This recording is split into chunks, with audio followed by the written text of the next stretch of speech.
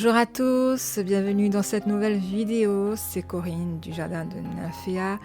Je vous souhaite la bienvenue pour ce petit tour du jardin.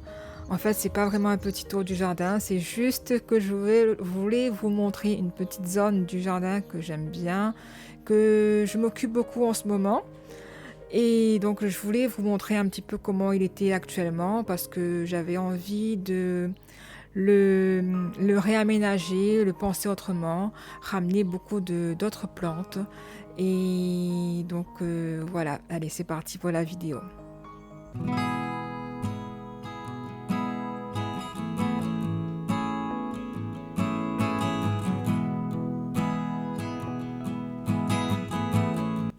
Donc on va commencer par ce petit tour de ce petit jardin, par se mettre sous l'oranger. D'ailleurs au passage, vous pouvez constater que notre oranger là, il a bien fructifié. On a les oranges qui commencent un peu à changer de couleur. Par rapport à l'année dernière, on a beaucoup plus de fruits et même les oranges sont beaucoup plus grosses que l'année dernière. Donc ça fait plaisir et ça promet une belle récolte d'oranges pour cette année. Donc au passage, on a toujours nos petits oiseaux préférés au jardin qui nous suivent et qui regardent toujours s'il n'y a pas des petites bestioles dans la terre. En se mettant sous l'oranger, donc on a la vue sur ce petit espace que je voulais vous montrer. C'est un petit jardin qui est formé par un arc de cercle, un demi-arc de cercle. Et donc il est un petit peu en butte et lorsqu'on regarde comme ça, on a la vue sur le reste du jardin.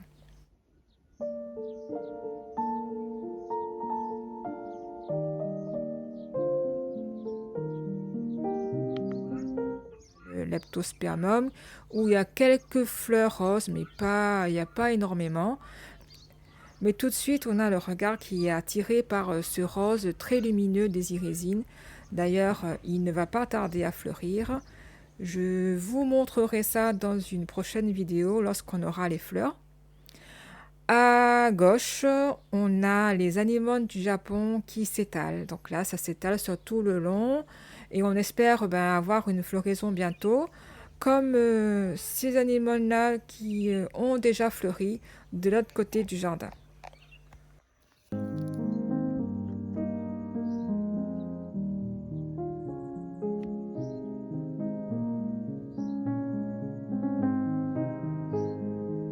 On avait planté ce leptospermum.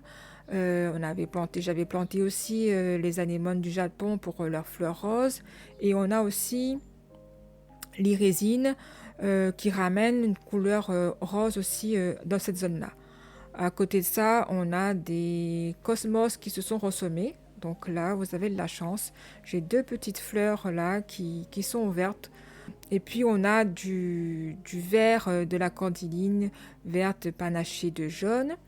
Et derrière, on arrive au jardin de rocaille. Il n'y a pas cette réflexion de couleur. Mais par contre, j'avais planté à ce niveau-là beaucoup de bulbes. Et pour l'instant, je ne vais pas trop m'attarder là-dessus parce que j'ai pas de floraison actuellement. C'est juste pour vous montrer des images de l'année dernière où j'avais les Ixia qui avaient fleuri. Et donc là, actuellement, on a les Ixia qui ressortent et les narcisses aussi qui commencent à sortir. Ensuite, on continue, on a la pergola. Sur un des pieds de la pergola, on avait planté un kiwai et une hippomée. L'hippomée a fini sa vie là. Il nous a fait des jolies fleurs roses, pourpres roses. Et là, je vais récupérer les graines pour les stocker et pour un semis futur. Au niveau de la pergola, je vous fais un plan grand angle pour vous montrer que j'avais tout enlevé au niveau du feuillage du bois grimpant qui avait envahi toute la structure mais qui avait au final rien donné. Il faisait que du feuillage.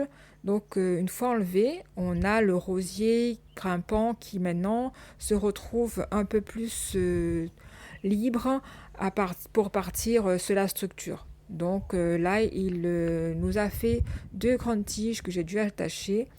Et là, il a quelques fleurs rouges fuchsia. On continue sur la gauche. On a le plaque minier au premier plan qui va commencer à perdre ses feuilles parce que là, on va commencer à entrer en période d'hiver. Et juste derrière le plaque minier, on a toute une série de petites plantes qui ont été plantées mais sans vraiment de réflexion. On a par exemple de la sauge ananas qui sont mêlées avec des agapanthes et quelques petits arbustes à fleurs. Donc là, ce qui reste pour l'instant, ce sont la sauge ananas avec leurs fleurs rouges. Et puis cette plante-là aussi, le Maturea azurea, avec ses fleurs bleues, un peu violacées. Donc comme je vous ai dit, il n'y a pas eu vraiment de réflexion lorsque je les ai plantés. C'était juste pour pouvoir délimiter la zone.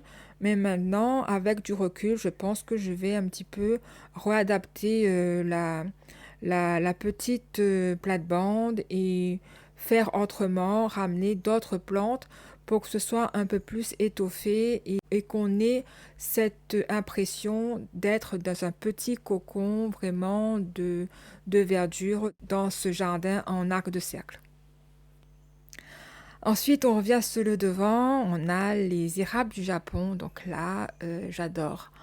Je suis super contente parce que les deux érables du Japon que j'ai plantés ici, ben, ils se portent super bien, ils poussent, j'ai pas eu de problème, ils font leur joli feuillage comme prévu. Le seul petit reproche que j'aurais à faire à ces érables du Japon, c'est qu'ils ont une croissance assez lente, donc du coup, j'ai pas de mise en scène tout de suite sous les yeux. Donc pour ça, il faut que je ramène d'autres plantes pour vraiment étoffer l'endroit, pour vraiment faire un jardin un peu plus fourni.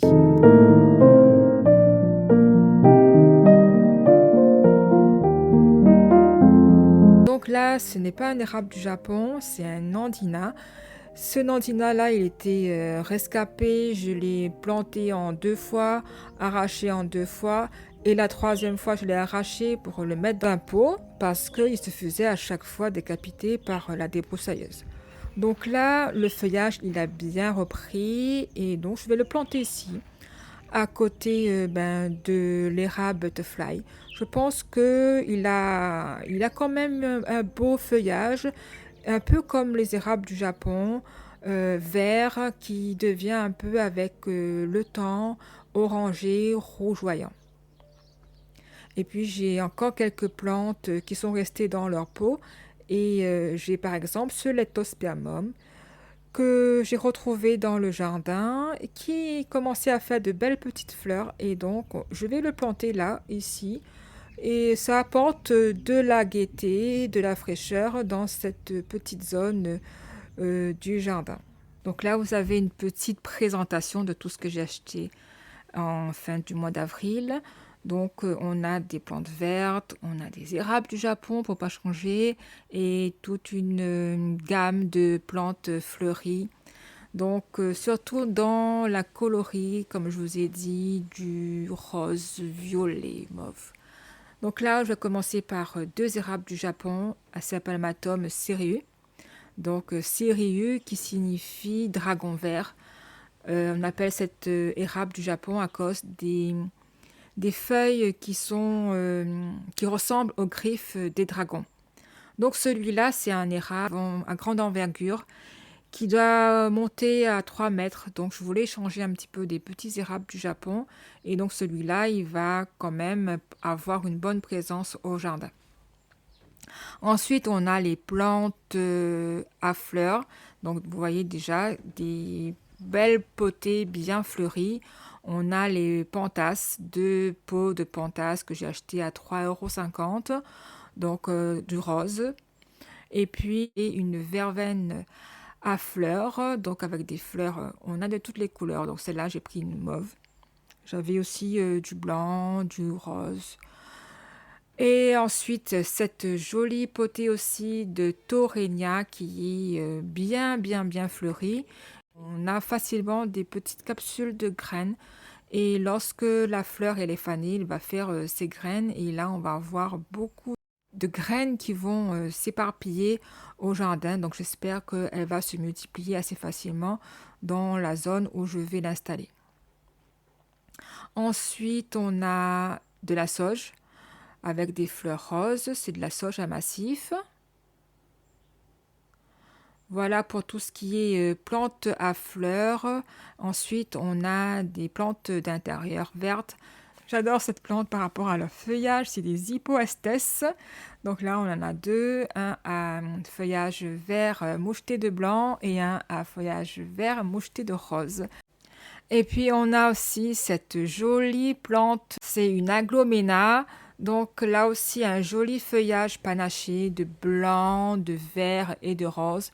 Cette plante ne va pas aller au jardin, je vais l'installer à la maison sur ma table dans le salon. Donc voilà pour tout ce qui est achat. Et j'ai oublié, ah oui, j'avais oublié de vous montrer aussi tout ce qui est des bulbes. J'ai acheté des bulbes, donc je vais vous montrer ça aussi. Donc on a pris aussi des bulbes. Alors j'ai déjà fait les étiquettes. Du Caladium Peppermine, du Caladium Miss Mufflet, du Caladium Summer Breeze et du Caladium Red Flash. Donc ça se présente comme ça. Voilà. J'en ai pris 6, un peu en mélange. Voilà. Sauf que là maintenant, du coup, ils sont mélangés. On ne sait pas qui est qui. On va planter ça et puis on verra. Les étiquettes vont venir après. Donc caladium, 6 caladium à planter en pot. Voilà pour tout ce qui est achat. 2 jours après, je me retrouve au jardin pour planter toutes ces plantes. Donc là, j'ai mis la verveine à fleurs, les 2 pieds de pantas et la sauge avec des fleurs roses. Donc c'est un peu plus gai, il y a un peu plus de couleurs, j'aime bien. J'ai encore de la place pour amener encore d'autres plantes. Et la prochaine fois, je vous montrerai ce qui se passe à côté de l'autre côté du jardin, à côté du bananier. J'ai encore pas mal de projets. Je vous dis donc à très bientôt dans une prochaine vidéo où je vous montrerai tout ça. Allez, portez-vous bien. Ciao, bye bye.